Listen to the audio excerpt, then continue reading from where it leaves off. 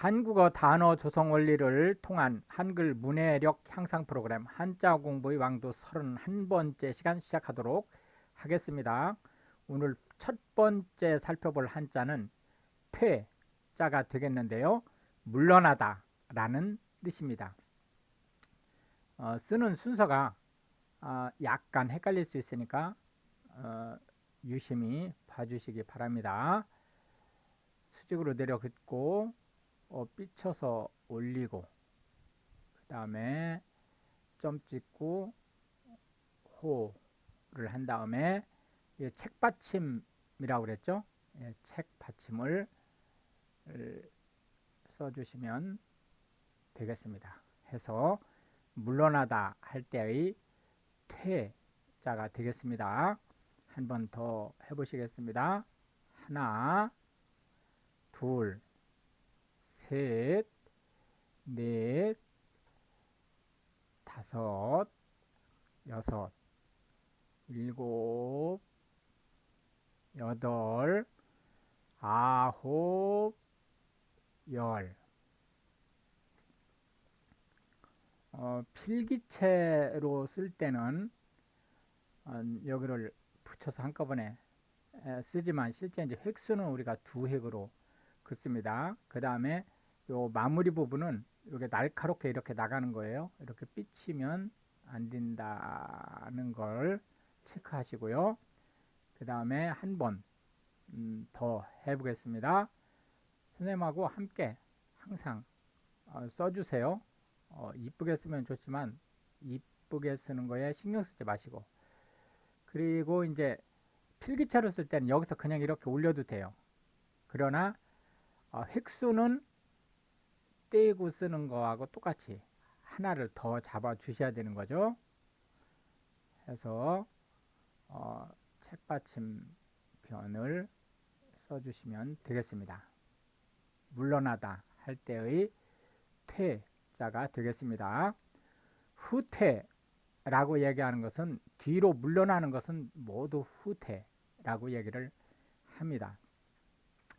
퇴각이라고 하는 것은 후퇴 중에서도 군대가 전투에 임했다가 어떤 일인지는 모르지만 어떤 사유에 의해서든 좌우지간 그 전선을 물러나서 뒤로 나가는 그걸 퇴각이라고 얘기를 하고요. 퇴로는 안전하게 퇴각할 수 있는 길 또는 후퇴할 수 있는 방법을 얘기합니다. 명퇴라고 하는 것은 자원해서 퇴직하는, 즉 법적으로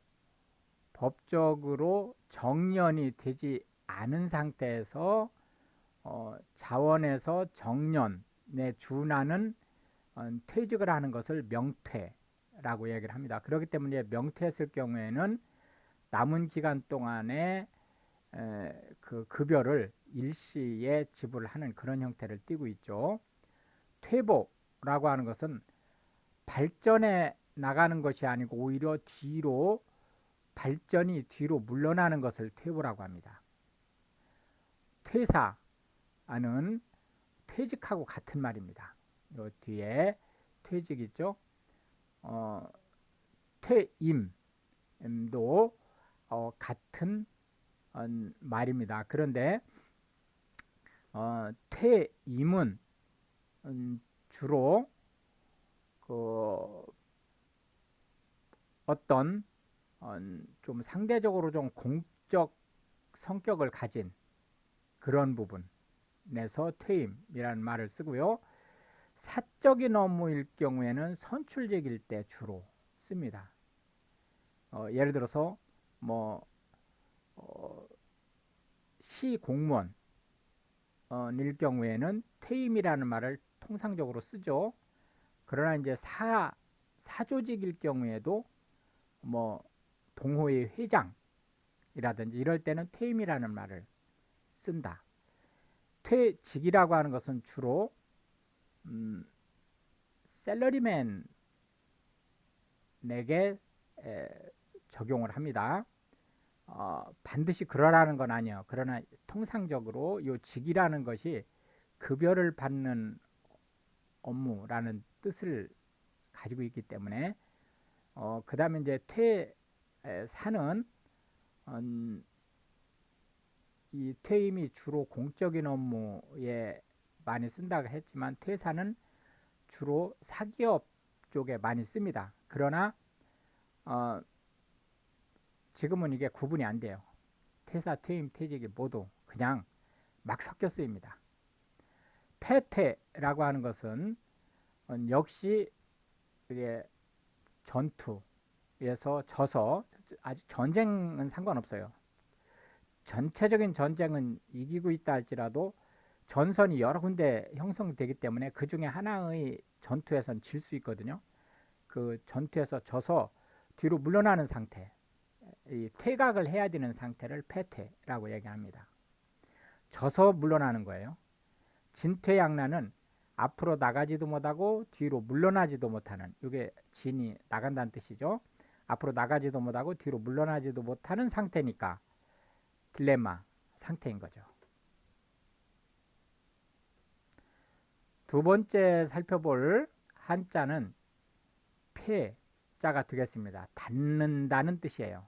닫다. 그래서 이 위에 지금 먼저 쓸 것이 문자입니다. 그러니까 문을 닫다라는 것이 닫다는 말의 가장 보편적인 말이기 때문에 문자를 일단 이렇게 써줍니다. 그 다음에 가운데에다가 제자를 쓰는 거예요. 그래서 그러면 닫다 하는 폐자가 되겠습니다. 그 중앙에 있는 수직 그리고 바깥에 있는 수직선이 모두 삐침으로 끝난다 라는 거 체크해 주시고요. 다시 한번 써보겠습니다. 둘, 셋, 넷, 다섯, 여섯, 일곱, 여덟, 아홉, 열, 열하나 해서 총 11획에 해당하는 글씨다. 닫다 라는 뜻의 폐자가 되겠습니다. 여기서 닫다는 뭐 능동일 수도 있고 수동일 수도 있는 거예요. 그러니까 어쨌든 문이 닫히다 그런 의미 폐자가 되겠습니다. 폐문 그러면 두 가지로 이제 쓰이게 되는데요. 하나는 이제 영업 시간이 끝나서 문을 닫다 그런 뜻이고요. 또 이렇게 대문자로 쓰게 되면 문이 닫혔습니다 라고 영업 시간이 끝났습니다 라고 팻말에 표시를 해서 게시하는 게시구 경고문을 쓸 때 대문자를 쓴다. 이렇게 이제 보시면 되겠습니다. 그런데 이제 이 폐문이 조금 확대돼서 쓰일 때 얘는 사업을 접었다라는 의미를 가지고 있어요. 그러니까 이제 그 맥락을 보고 이게 영업시간이 끝나서 문을 닫은 건지 사업을 정리해서 문을 닫은 건지 그거는 이제 살펴볼 수 있습니다.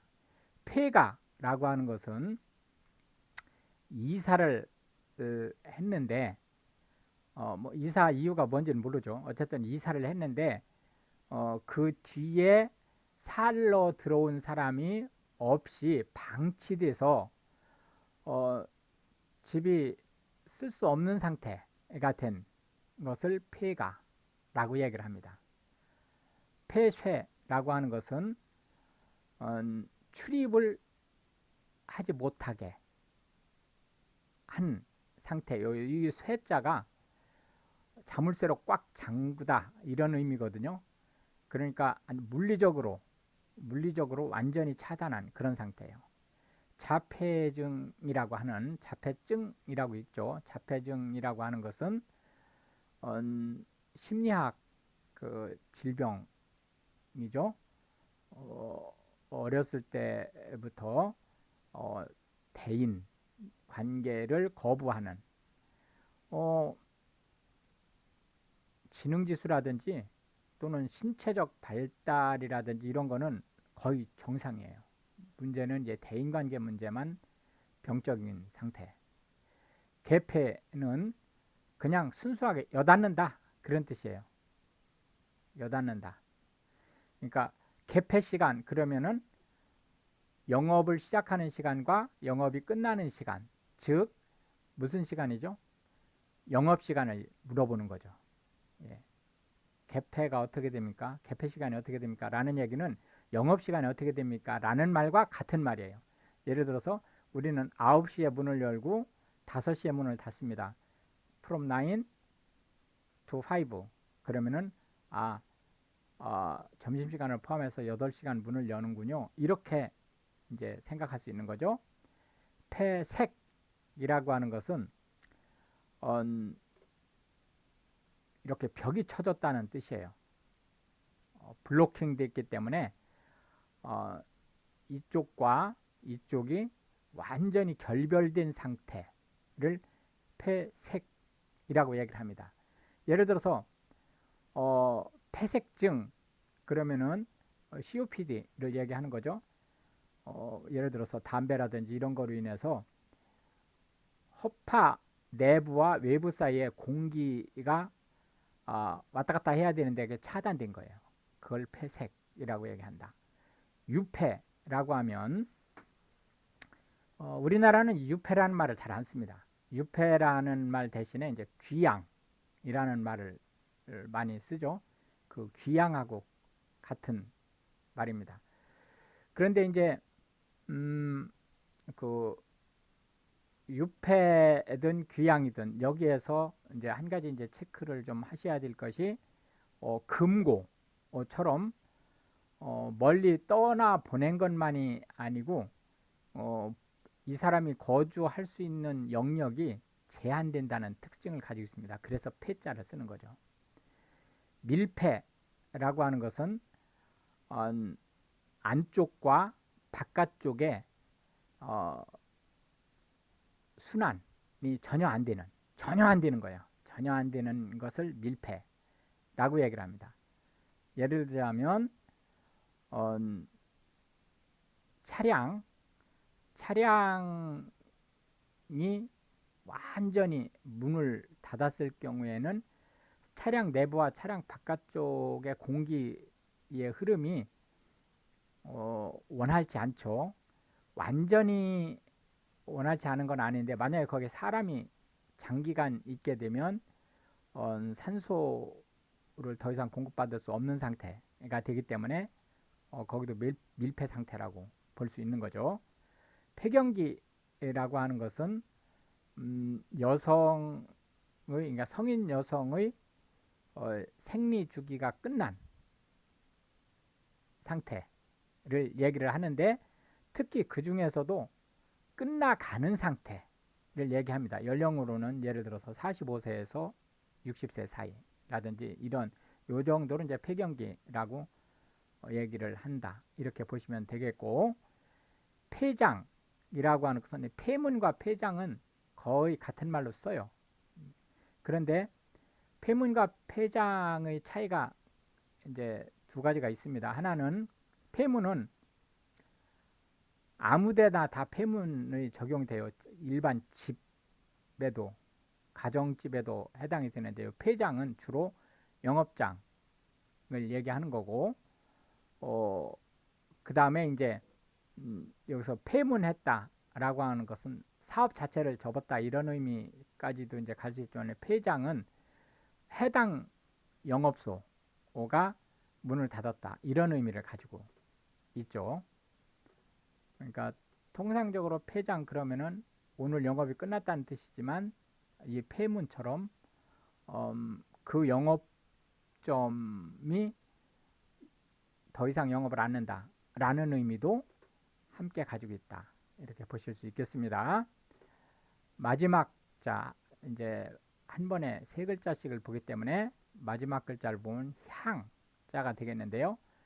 이거는 향기나다 이런 뜻이 아니고 어디로 방향을 있다 라는 뜻입니다. 해서 향자가 되겠습니다. 어디로 향하다 그런 의미의 향자가 되겠습니다. 한 번 더 써보겠습니다. 하나, 둘, 셋, 여기도 삐쳐 올리죠. 넷, 다섯, 여섯 해서 총 6획이 되겠습니다. 그래서 어디로 향하다 그런 뜻의 향자가 되겠습니다. 향내나다 그런 뜻이 아닙니다. 어디로 방향이 정해졌다 그런 뜻의 향자가 되겠고요. 방향 그러면은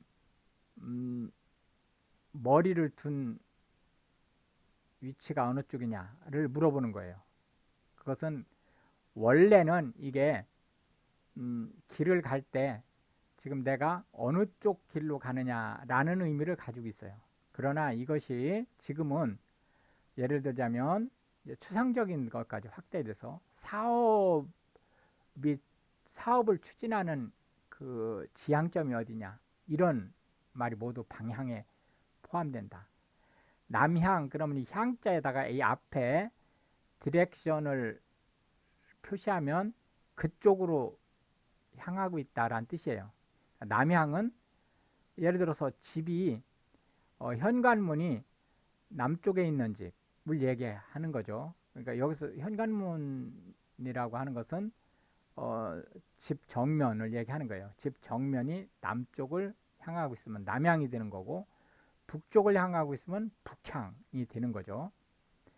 경향이라고 하는 것은 전반적인 흐름이 그런 쪽으로 가고 있다라는 뜻이에요. 이게 그러니까 흐름의 방향을 얘기하는데 그 흐름의 방향이 조금 치중됐다는 의미를 내포하고 있습니다. 그러니까 그냥 무작위 하거나 또는 아무 생각 없이 가는 그런 쪽이 아니고 뭔가 그 목적이 있어서 가는 그런 의미를 내포하고 있습니다. 동향과 경향은 같은 말이에요. 같은 말인데 동향은 주로 움직임의 방향을 얘기하는 거예요. 경향은 심리적인 방향을 주로 얘기를 하는 거다. 그러나 지금 현재 한국어에서는 거의 그냥 같은 말로 써요. 향상되다 라고 하는 것은 인핸스 됐다라는 뜻이에요. 그래서 그전보다 뭔가 좋아졌다. 취향이라고 하는 것은 기호를 나타내는 것입니다. 그런 스타일을 좋아한다. 그런 뜻이고요. 지향은 어느 쪽인가를 가르친다는 뜻이에요. 어느 쪽인가를 가르치다. 그렇기 때문에 지향사격 그러면은 에이밍을 정확하게 딱 해가지고 샷을 하는 게 아니고 그쪽 방향에 적이 있을 거라고 생각을 해서 그쪽 방향에다가 난사를 하는 거예요. 마구잡이로 쏘는 겁니다. 그쪽 방향에. 그걸 지향사격이다. 이렇게 얘기를 하는 거고요. 성향이라고 하는 것은 이게 이 경향과 성향이 이제 자칫 혼동하기 쉬운 얘기예요. 그러나 이제 성향은 주로 품성이 그런 방향을 가지고 있다라는 의미를 가지고 있고요. 경향은 원래 본인의 품성이라기보다는 어떤 목적인가가 있어서 그런 쪽으로 가고 있는 그런 의미를 내포하고 있습니다. 편향이라고 하는 것은 치우친 거예요. 공평칠보다고 한쪽으로 치우친 것. 내향이라고 하는 것은 사교적이지 못하다라는 의미를 가지고 있습니다. 이렇게 해서 이제 오늘도 우리는 세 개의 한자와 각 한자에 대한 10개씩의 현대 한국어에서 쓰고 있는 단어들을 살펴보았습니다. 이것이 한글 문해력을 향상시키는 데 도움이 되고 외국인 중에서 한국어를 공부하시는 분에게 한글 단어의 조성원리와 정확한 뜻을 전달하는데 도움이 되기를 바라겠습니다. 시청해 주셔서 감사하고요. Pray for Ukraine. Thank you.